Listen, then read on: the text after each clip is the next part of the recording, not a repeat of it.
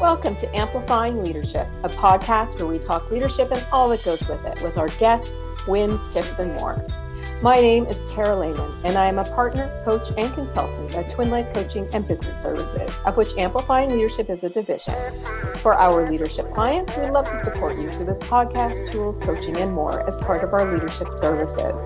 To learn more about our leadership division and our leadership community, please visit amplifyingleadership.ca.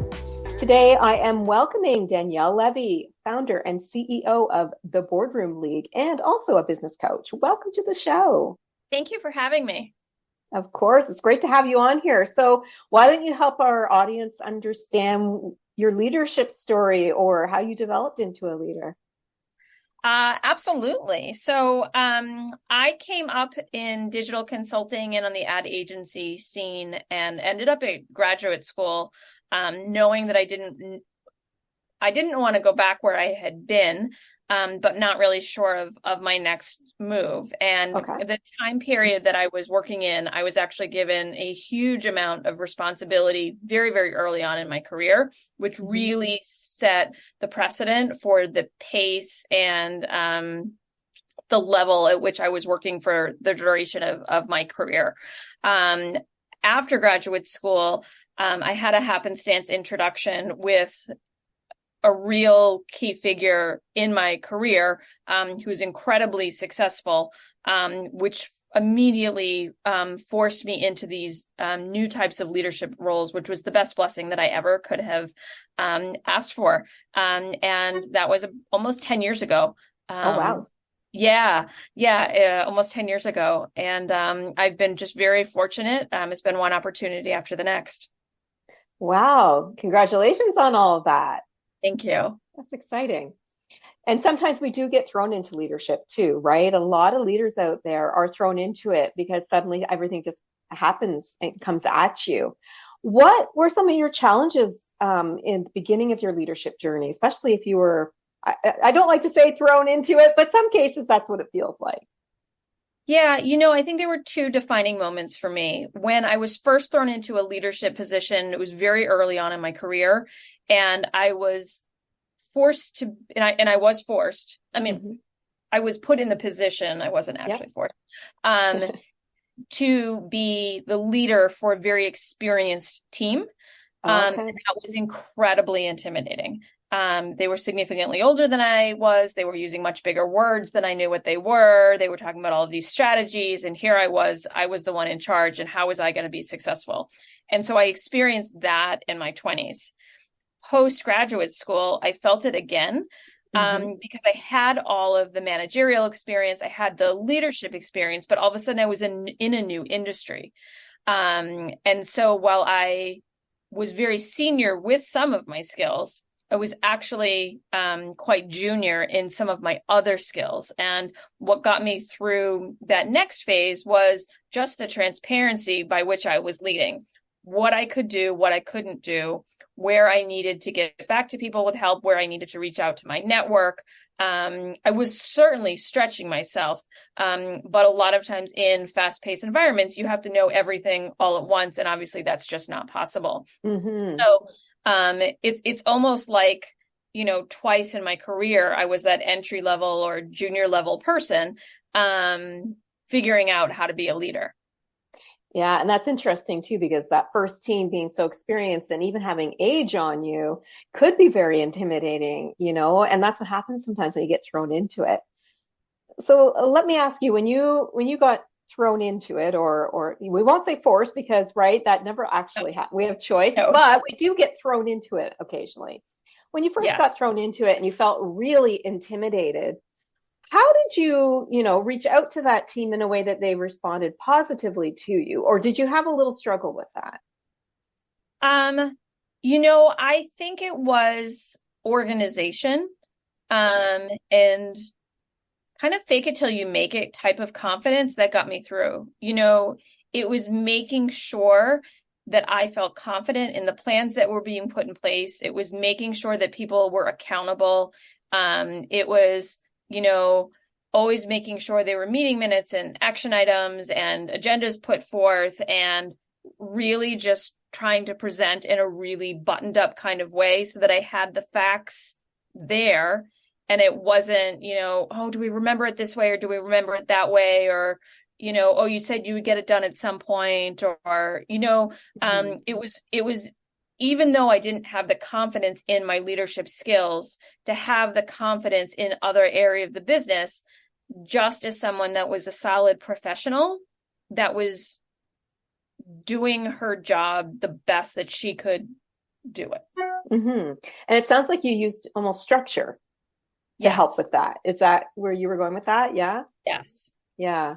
And I like the idea of action items and timelines, because that allows the conversation to happen later too. So you can build the rapport with your team. Did you find that helped? It definitely helped. And also, expectation setting and consistency. When people know what they are coming into and what they should expect, and they have the opportunities to prepare, things run much more smoothly. I do want to touch on something you did mention, which I think is, especially as a new leader, very important, is that you don't know everything. You just don't, especially if you're switching industries. I just recently talked to somebody who switched industries completely, not even close to the same. And, just knowing that you don't know everything and accepting that you don't know everything and using your team to help you, as you mentioned, helps that leadership skill grow. What are your thoughts around that and how that works for you? So just to comment on something that you just said, and I think you sort of phrased it as new leadership, I would actually argue it's at every point in leadership. And fair enough, yes. And what I have come to realize is earlier on in my career, I was really insecure about not knowing everything. And how can I at least attempt to be one of the smartest people in the rooms? And that really drove me to learn and to excel. What I was doing, though, was I was diluting my skill set. And if I had just sort of come to terms with, I don't have to know everything that's going on and every little detail of how and when and who and all of that sort of stuff. But if I surround myself with people that can fill in those gaps, I'm going to be a more effective leader, and they're going to be more effective in their job. Because no matter how hard I try to learn X, Y, and Z, I'm still not going to be as skilled as they are. Yeah, one thing I talk about with leaders, or in some training I used to do, is that, we leaders aren't specialists. Leaders are there to lead the team, to, share the strategies, the visions, but we shouldn't be specialists, right? So yeah, kind of what you're alluding to, you use the people you have around you. It also helps us, as I always preach, take vacation days off, because we don't have to be that specialist that needs to do it, right? Exactly. Yes. Yeah. So let me come to communication then, because obviously you were in an interesting spot when you are all of a sudden the leader of a seasoned and older team. What communication skills did you use, or do you feel that maybe even that you lacked, that you had to build in order to communicate effectively with this type of new team? Yeah. So I have two particular styles. One is I like to form individual connections with every member of the team. And a phrase that I learned early on in my career was this expression, trust the intent. And it's basically, whatever is said, whatever is done, before you react to it, trust the intent of it, do a little bit of investigating, and then make your next move. So it's very important to me that people get to know me and what my values are and what my approach is. My communication style, especially in more public environments, is very direct. And so if you couple those two things together, for me, there's a level of transparency. It brings a lot of clarity. I think sometimes people are afraid to ask questions because they kind of get lost in a conversation, or the conversations just go in circles, or, whatever it is. And I realized that, one, I have no problem asking those hard questions, because oftentimes I'm not the only one in the room thinking those things. But when you have the answers you need, you can do your job so much more confidently. And to pause and just to say, is this what I understood? Or can we go back to this point again? Or whatever it might be. for me, I've like I said, I've just been really successful at that connection point of being relationship driven, but being direct at the same time. I like that you mentioned your values as well, because I think that makes you an authentic leader. When you're living your values, so the connection, the relationship building along with being direct, because things need to happen. Mm-hmm. I think it's a great combination that you just explained to us, and that maybe is why you saw such great success. So I like that you touched on both parts, because we are emotional beings, right? Even as leaders, I know not all those employees out there believe it, but we are emotional people too. And so it's important that we have that side of us in it. So that was a great, those are great two pieces that every leader should have, I believe. So thank you for sharing that, for sure. Of course.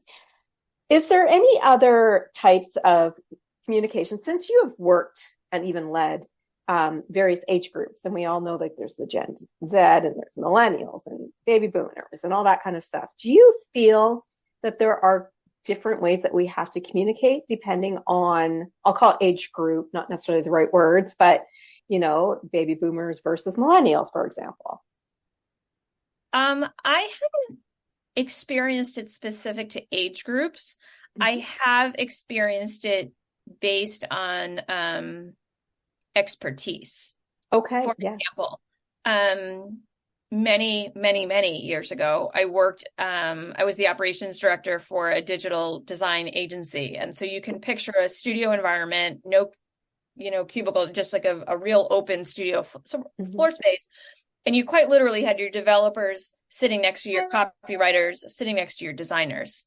Okay. And when I needed something from a developer, I was going to approach it very differently, because typically, and I'm being very stereotypical here, they wanted it documented. They wanted all of the details. They didn't want to be interrupted in their deep thinking, like, schedule an appointment with them, versus with the designer, it was like, no, let's get in the conference room. We'll draw it out on the whiteboard. We'll talk it through with a diagram, that sort of thing. So at the end of the day, I think there needs to be consistency in communication style.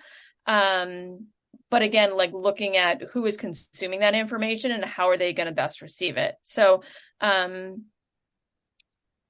yeah, I know that wasn't exactly your question, but I just haven't experienced it in that way. Fair enough. And I think what you just explained is very key to leadership as well, because we're all different experience levels. We all have different skill sets. And it's important to know the people and what they're capable of doing, their strengths, right? Almost doing the strengths and weaknesses, and using people's strengths and using those to help other people's perceived weaknesses, I think is important as well. So yeah, absolutely. No, that totally answered the question. No worries there.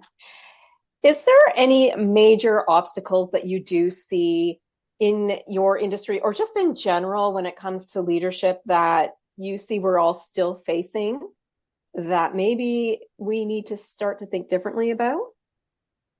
Sure. And what I'm about to say is a little bit hypocritical, but there is this, certainly leaders, for the most part, leaders, I should say, their time is incredibly valuable, because they've been put in the position as a leader for a reason.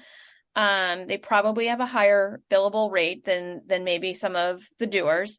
And they're spread so thin across so many people, right? So there is that train of thinking that you don't want to bother the leader too much for their time. The flip side is the leaders are not the doers. And so if the doers don't have the information that they need from the leaders, there's going to be a breakdown. And so I just feel so strongly that as busy as leaders are, it's really, really important to make time for the team. Now, that doesn't mean that it's always on, the beck and call of that team member. Like, things can be scheduled, their systems can be worked out, but really taking the time to slow down in order to speed up, I think is really, really important. And I'm very happy that you touched on the leaders and also being with the doers.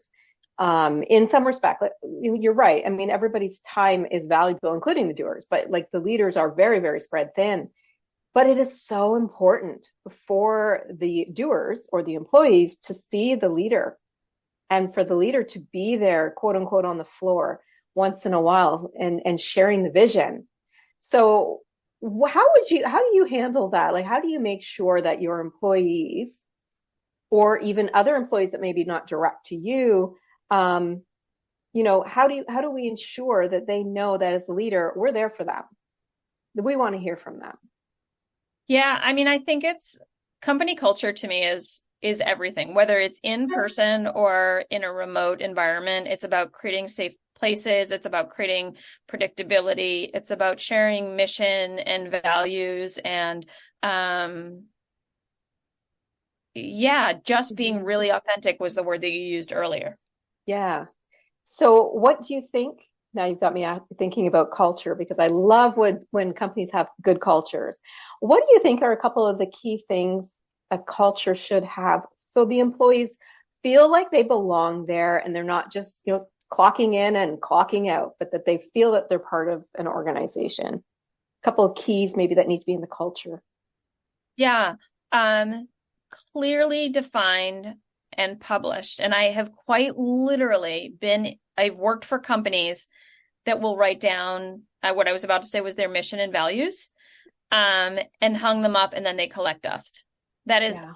absolutely not okay. Mission and values are something that a company needs to live and breathe in every single moment of the day. And I think when there is personal and professional alignment with the team and those mission and values, which executive leadership has, arrived upon in whatever way they've gone about doing it, I think there's an incredible amount of buy-in.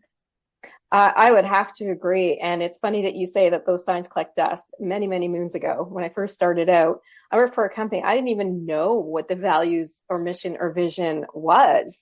It wasn't until I went to the last company that I actually started to learn that these things meant something, right? And then you're right, it's the buy-in at the employee level. And Yeah. so to speak to your point, I think, not just posting them, but training on them, talking them, living them. I think that was the word that you used, right? Just Yeah. live it. Yeah. Yeah. Yeah. No, I think that's a very, very key point. So thank you for letting me ask you that. Sure. What do you think are some of the key points in leadership that all leaders should have? Maybe qualities or skill sets that all leaders need to have to be effective and good at what they're doing. Sure. I think they need to have a clear vision for what they're trying to achieve. Um, they need to be articulate, like we were just discussing, in their value set, and to be a learner at heart. Whether it's learning what's next for the company, whether it's, self-development, whether it's wanting to learn from your team, instead of, being the teacher of the team. Yeah, I think with those that, I just think they're so important. I love that you brought up learning from the team because we don't know everything. We talked about that earlier. We don't know everything, but we have specialists on our team for a reason, but we can absolutely learn from them, right? Exactly. Yeah. And I love that you brought that up because there's something that we can learn every day. We can learn from books. We can learn from training. We can learn from recreating visions when we need to change them. We can learn from our people. Yes, for sure. Absolutely. Absolutely love that. So what is it that, and maybe you don't want to share, maybe you do, what is it that you learned last from a team member that you're willing to share? Is there something that was like this key thing that you went, aha, I didn't know, and now I do? Yeah. I mean, I'm not really trying to think about I feel like even today, I've come off of a string of meetings. Every single meeting, I was learning something. For the most part, all of the teams that I work on and lead are cross-functional. So, And most of the meetings that they're set up that way. So, is it every time that I'm going to learn something from the tech person? No. Did I learn a bit, specifically this morning about YouTube and how you can specifically do some of the linking and, where SEO picks up on it? Yes. Obviously that's a small example, but like, that's what they were talking about this morning. It was an area that I didn't know anything about. So I would actually say it's very rare that I'm not learning something new. I love to hear that, because I think leaders should encourage that, and they should do that. They should learn from everything, right? I think that's great. Yeah. So if you were to leave us today with that key takeaway, so leaders do this today or in the next week, if they don't have time today, what would you say that key takeaway should be? Spend the time to focus on what is going to move the business forward. Just the single action, not the big picture, not the big strategy, not the forecast. Of course, all of those things have to get done, but to really sit and quiet, their minds and say, what is going to move my group, my department, my company, whatever level of leadership it is, what is going to move it forward today? And I think the compounded activity, you'll see a lot of momentum. And I love that it's that one thing. It doesn't have to be 10 things. It doesn't have to be the end goal. It's what's something we can do today. Yes. Or I can do today. I mean, I think that's great. And I love that it's very specific around that. It's one thing. So I love your key takeaway from today. Thank you very much. So good conversation. If anybody wanted to learn more about you online, is there a way that they can find you? Sure. My website is danielleclevy.com, and my Instagram handle is Danielle_C_Levy. And Levy is spelled Levy for our audience. Awesome. Thanks again for joining us today. It was a great conversation. Thank you for having me. I really appreciate it. A thank you to our listeners as well. We hope you are taking away that key takeaway today and perhaps some information to help you. If you are new to leadership or even a seasoned leader, who knows that support and developing your skills are the way to moving forward on your leadership journey, or perhaps you want to join our community, please visit amplifyingleadership.ca, a Twin Lake coaching and business services division. Until next time, please be safe and be an amazing leader for leaders to be.